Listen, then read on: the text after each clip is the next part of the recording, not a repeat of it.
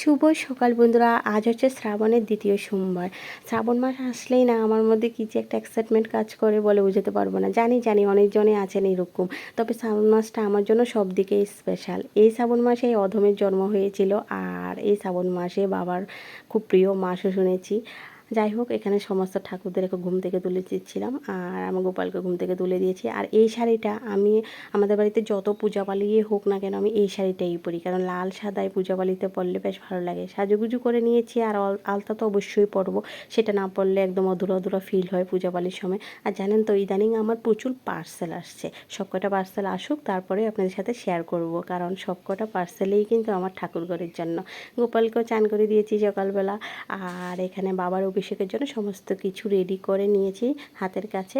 আজকে ডিটেলসভাবে পুজোটা শেয়ার করলাম না, কপুর দিয়ে আরতিটা করে নিচ্ছিলাম। আর আজকে দ্বিতীয় সোমবারে বাবার মাথায় আমি কালো তিল অর্পণ করেছি গঙ্গা জলের মধ্যে মিশিয়ে, কারণ কালো তিল অর্পণ করলেই নাকি শনির দশা কাটে। মন্দিরে গিয়েছিলাম, সেখান থেকেও চলে এসেছি, কারণ আজকে মন্দিরে এত একটা ভিড় ছিল না, খুব সুন্দর করে পুজোটা করেছিলাম। আর মন থেকে আজকে ভীষণ হ্যাপি আমি আজকে বাবার পূজা করে।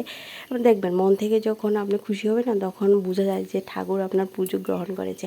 তারপরে এসে কিন্তু আমি আবার ঠাকুর ঘরে চলে এসেছি, কারণ সকালবেলা বাড়ির বাবাকে পুজো দিয়ে ভোগ দিয়েই কিন্তু আমি মন্দিরে বাবাকে পুজো দিতে যাই। বাড়িতে এসে আমি অষ্টোত্তর শতনাম পাঠ করে পার্থিব শিবলিঙ্গের পুজোটাও করে নিয়েছিলাম। তারপরে খেতে চলে এসেছি। আর আজকে রান্নাবান্না সম্পূর্ণ নিরামিষ, আমার শাশুমাই করেছিল। তো দেখে বুঝতে পারছেন আজকে আমি ভীষণ হ্যাপি। আপনাদের সোমবারের পুজো কেমন কাটছে অবশ্যই জানাবেন। আমার তো বেশ ভালো কেটেছে। হর হর মহাদেব।